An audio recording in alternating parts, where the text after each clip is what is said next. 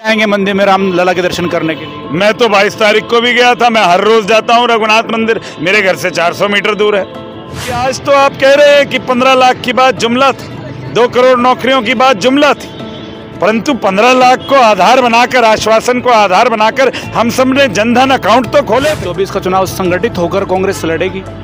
2024 का चुनाव संगठित होके ही लड़ना पड़ेगा, और तो कोई तरीका ही नहीं।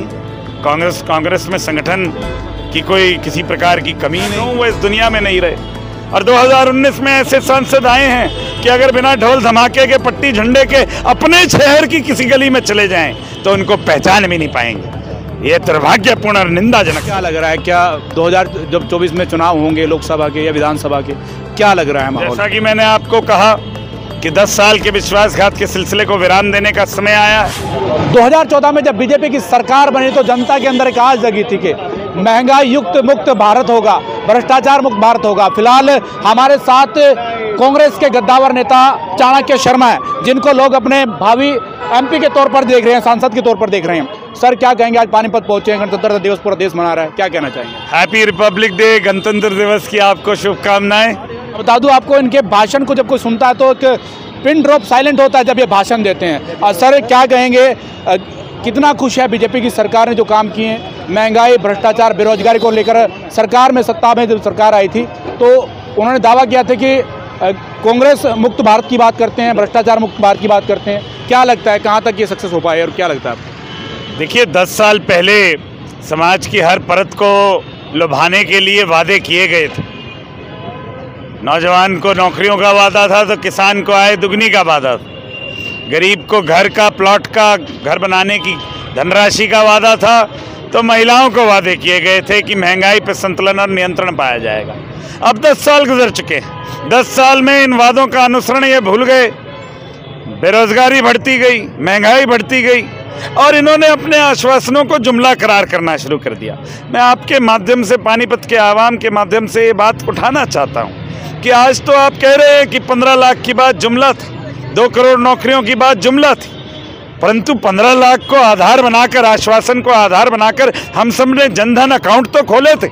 हमने तो आपके आश्वासन को जुमला नहीं माना था, आज आप जुमला कह रहे हैं। 2 करोड़ नौकरियों का आश्वासन इन नौजवान भाइयों को दिया था, हमने उसको तो जुमला नहीं माना था। हमने तो उसको आधार बना के आपको दिल्ली के महापंचायत में जगह दी थी, परंतु आपने जिस प्रकार से हमारी नज़रअंदाजगी करी, जिस प्रकार से आपने हमारे साथ विश्वासघात करा, अब इस 10 साल के सिलसिले को विराम देने का समय आ गया है। चाणक्य जी, क्या कहेंगे? अब बड़े बड़े पोस्टर लग जाते हैं कि हमें नेता चाहिए, ना कि कोई भूमाफिया, तो उसको लेकर क्या कहेंगे? देखिए, मैं किसी पे भी व्यक्तिगत टिप्पणी नहीं करना चाहता, परंतु आपने इस प्रकार का सवाल पूछा है तो इशारा बुलंद है। पर मैं आपको एक ही बात कहना चाहूँगा कि सांसद की सेवाओं से हमें वंचित रखा गया है। 10 साल हो चुके। प्रधानमंत्री के आह्वान पे हमने सांसद बनाया। 2014 में हमने अपनी चॉइस नहीं देखी। इस देश का संविधान आपको हिदायत देता है, आपको इख्तियार देता है कि आप अपना मत, अपनी वोट दे के अपना सांसद चुनेंगे, परंतु हमने अपना मत नहीं देखा। जब अपना मत देखा था तो हमारे बीच में मैडम सुभद्रा जोशी आए थे, पंडित भगवत दयाल आए, पंडित चिरंजीवी लाल आए, ऐसी ऐसी विभूतियाँ जिनका नेशनल लेवल पे नाम था, जो हमारी आवाज़ बुलंदियों से इस देश की महापंचायत में रखते थे। परंतु अब प्रधानमंत्री जी के आह्वान पे हमने अपने सांसद को चुना, और उसका हमें क्या देखने को मिला कि 2014 में सांसद ऐसे थे जिन्होंने क्या प्रतिक्रिया करी, अब मैं क्या कहूँ, वो इस दुनिया में नहीं रहे। और 2019 में ऐसे सांसद आए हैं कि अगर बिना ढोल धमाके के, पट्टी झंडे के अपने शहर की किसी गली में चले जाएं तो उनको पहचान भी नहीं पाएंगे। ये दुर्भाग्यपूर्ण और निंदाजनक स्थिति है। राम मंदिर को लेकर क्या कहेंगे? सब कह रही, बीजेपी कह रही कि काम हमने कर दिया है, ऐसा काम कर दिया कि दुनिया याद रखेगी।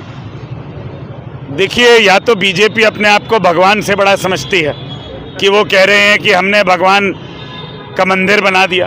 भगवान के मंदिर की स्थापना भगवान की इच्छा से होती है, किसी पॉलिटिकल पार्टी या किसी राजनेता की गुलाम नहीं है। राम जी और हमारे विभिन्न जो मंदिरों की स्थापना की जाती है वो प्रभु के आधार पे की जाती है। आप भी जब माता के पास वैष्णो देवी जाते हैं तो आप कहते हैं माता ने बुलाया है, आप ये नहीं कहते मैं जा रहा हूँ। आप कहते हैं माता ने बुलाया है। आप बद्रीनाथ जाते हैं तो बोलते हैं बद्री विशाल ने बुलाया। आप केदारनाथ जाते हैं तो आप कहते हैं केदारनाथ ने बुलाया, भोले शंकर ने बुलाया। वहां तो आपको भगवान बुला रहे हैं, और उस इतने बड़े भगवान को जो इस सारी सृष्टि की संरचना कर चुके हैं, जो हमारा ध्यान रखते हैं, हमारा पालन पोषण करते हैं, उस भगवान को किसी की जरूरत है कि वो उनका मंदिर बनवाए?